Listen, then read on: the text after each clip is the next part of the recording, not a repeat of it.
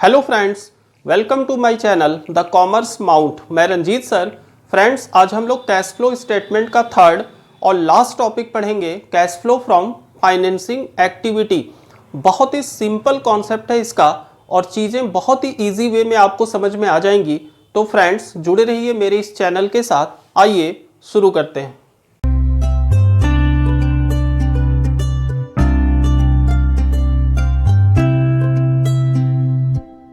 Friends, cash flow from financing activity का बहुत ही सिंपल कॉन्सेप्ट है।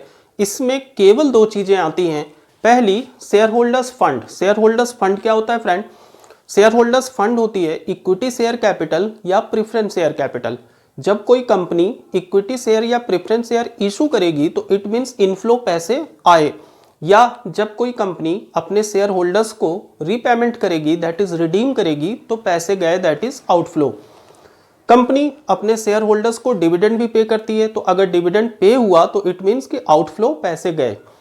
सेकंड होता है friend long term borrowings. Long term borrowings में सबसे पहले डिबेंचर आता है। कंपनी जब डिबेंचर इशू करेगी तो इनफ्लो, एंड ठीक इसी का उल्टा कंपनी जब डिबेंचर होल्डर्स को रिडीम करेगी तो आउटफ्लो। डिबेंचर्स पे हम लोग इंटरेस्ट भी पे करते हैं, तो अगर कंपनी ने इंटरेस्ट पे किया it means outflow. Long term borrowing में दूसरी चीज आती है bank loan and public deposit.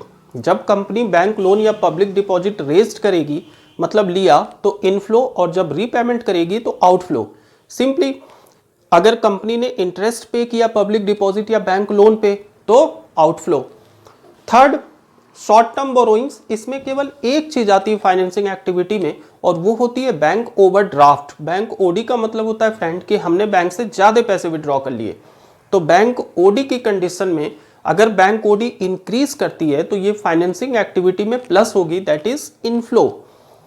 तो सिंपल सा फॉर्मेट ये है फ्रेंड इसका कि सबसे पहले हम लोग इनफ्लो की बात करते हैं। तो इनफ्लो में पैसे कहां से आ रहे हैं? देखिए, पहले proceed from issue of share and debentures. हमने या तो शेयर इशू किया या तो डिबेंचर इशू किया, तो इनफ्लो पैसे आए। सेकेंड है proceed from the long term borrowings. Long term borrowings में डिबेंचर हो गई, पब्लिक डिपॉजिट हो गई एंड बैंक लोन्स हो गए। थर्ड है proceed from short term borrowings, और शॉर्ट टर्म बोरोइंग्स में केवल बैंक ओडी आती है कि अगर ओडी इंक्रीज करेगी तो वो इनफ्लो हो जाएगी प्लस। तो ये तीन आइटम होते हैं फ्रेंड फाइनेंसिंग एक्टिविटी के इनफ्लो के। अब आप देखिए आउटफ्लो। आउटफ्लो में सबसे पहले होगा redemption of share and debentures. जब हम लोग शेयर होल्डर्स या डिबेंचर होल्डर्स को रिडीम करेंगे पेमेंट तो आउटफ्लो। सेकंड है रीपेमेंट ऑफ लोन। जब लोन का रीपेमेंट करेंगे तो आउटफ्लो। थर्ड है डिविडेंड पे। जब हम लोग अपने शेयर होल्डर्स को डिविडेंड पेड करेंगे तो ये outflow. And fourth and last है इंटरेस्ट पेड। इंटरेस्ट पेड किस पे होता है फ्रेंड? डिबेंचर्स पे या बैंक लोन पे। तो सिंपली तीन इनफ्लो है एंड चार आउटफ्लो हैं। इसके अलावा और कोई भी आइटम फाइनेंसिंग एक्टिविटीज में नहीं आते। तो जब आप इनफ्लो और आउटफ्लो को ऐड करोगे तो ये वैल्यू या तो पॉजिटिव आएगी या तो निगेटिव आएगी। अगर पॉजिटिव आई फ्रेंड तो net cash from financing activity, और अगर निगेटिव आई तो net cash used in financing activity. ठीक है, क्लियर? तो ये बहुत ही सिंपल सा कॉन्सेप्ट था cash flow from financing activities का। और आगे जब हम लोग क्वेश्चंस करेंगे तो चीजें और भी इजी वे में आपको समझ में आ जाएगी फ्रेंड्स। तो आइए क्वेश्चन शुरू करते हैं। फ्रेंड्स, जो हम लोग क्वेश्चन करेंगे फाइनेंसिंग एक्टिविटी का वह है question number 27 from D K से। क्वेश्चन आप लोग बहुत ध्यान से समझिएगा। From the following particulars calculate cash flow from financing activity. Information है friends, equity share capital 31st March 23 means current year end 31st March 22 means previous year. तो जो इक्विटी शेयर कैपिटल थी वो करेंट ईयर में 8 लाख थी, जबकि previous year में वो 6 लाख थी। मतलब 2 लाख से इंक्रीज हो गई। जब शेयर इंक्रीज होगी तो इसका मतलब कि हम लोगों ने शेयर इशू किया है। ठीक है, और इशू का मतलब होता है फ्रेंड इनफ्लो। नेक्स्ट है 12% preference share capital. Current year में वैल्यू नील है, जबकि लास्ट ईयर में 2 लाख थी। इसका मतलब कि 2 लाख रुपए से प्रेफरेंस शेयर कैपिटल कम हो गई। इसका मतलब हमने प्रेफरेंस शेयर कैपिटल को रिडीम कर दिया, मतलब आउटफ्लो। ठीक है, 12% सॉरी 14% डिबेंचर है, 1 लाख थी करंट ईयर में, जबकि लास्ट ईयर में वैल्यू 0 थी।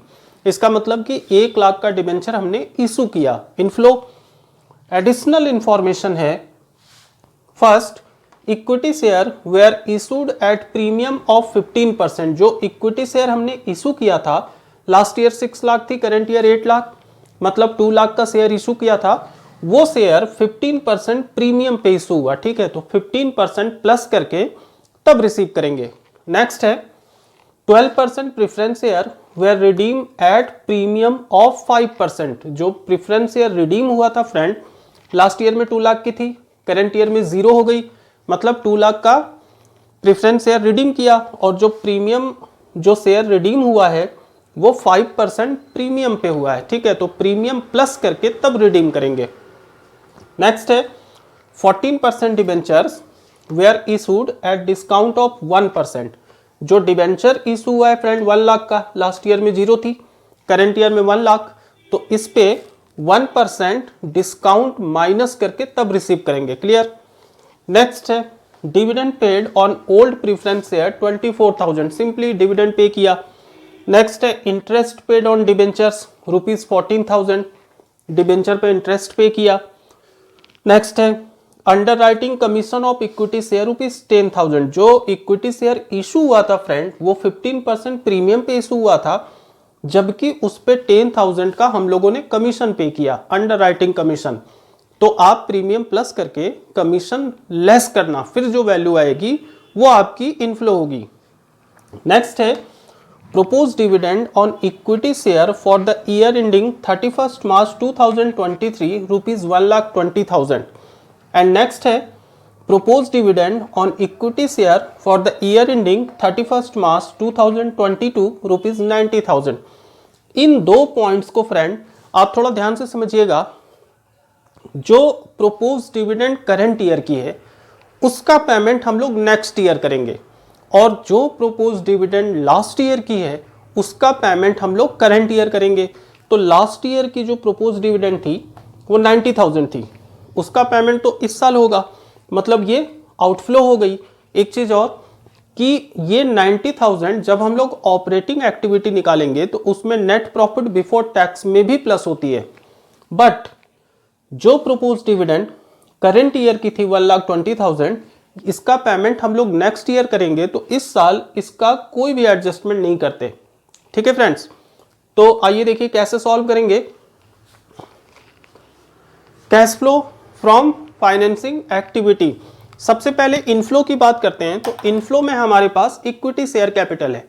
इक्विटी शेयर कैपिटल 6 लाख थी लास्ट ईयर, जो कि बढ़ के 8 लाख हो गई, मतलब इशू किया हमने। तो यहां पे आप लिखो इशू ऑफ इक्विटी शेयर,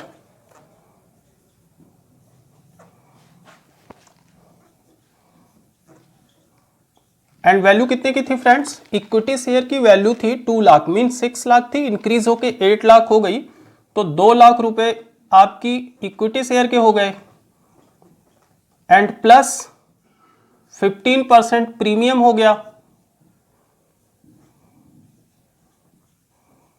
और माइनस होना है इसमें अंडर राइटिंग कमीशन पे हुआ इक्विटी शेयर होल्डर्स पे 10,000, तो ये आप माइनस कर देना।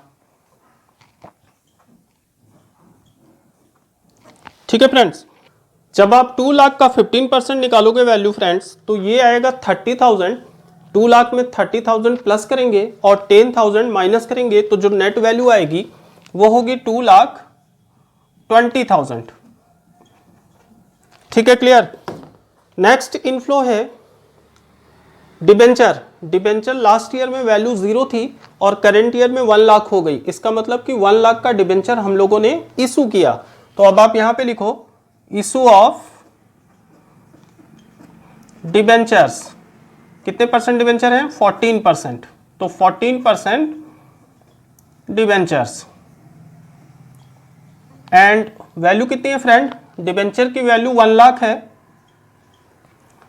क्वेश्चन में एडिशनल इंफॉर्मेशन ये है कि जब हमने डिबेंचर इशू किया तो 1% डिस्काउंट के साथ इशू किया, तो आप 1 लाख का 1% डिस्काउंट माइनस कर दो, लेस 1% डिस्काउंट।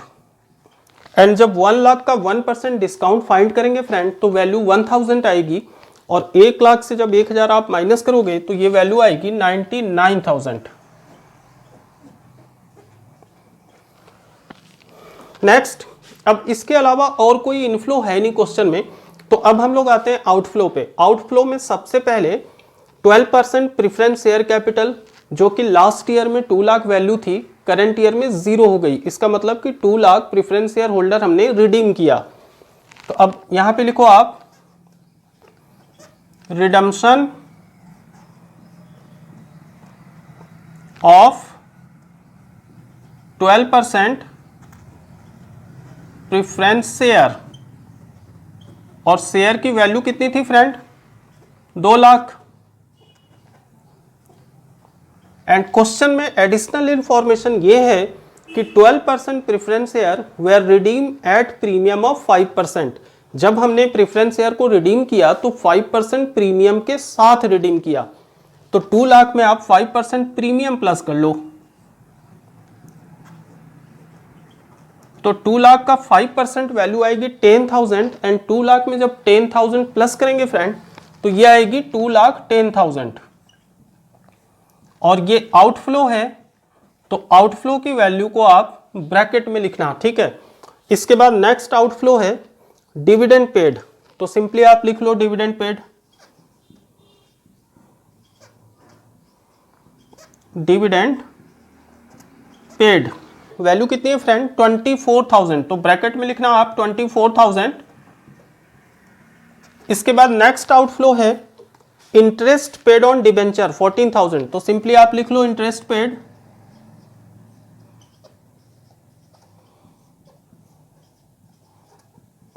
और वैल्यू है 14,000, ये भी आप ब्रैकेट में लिखना।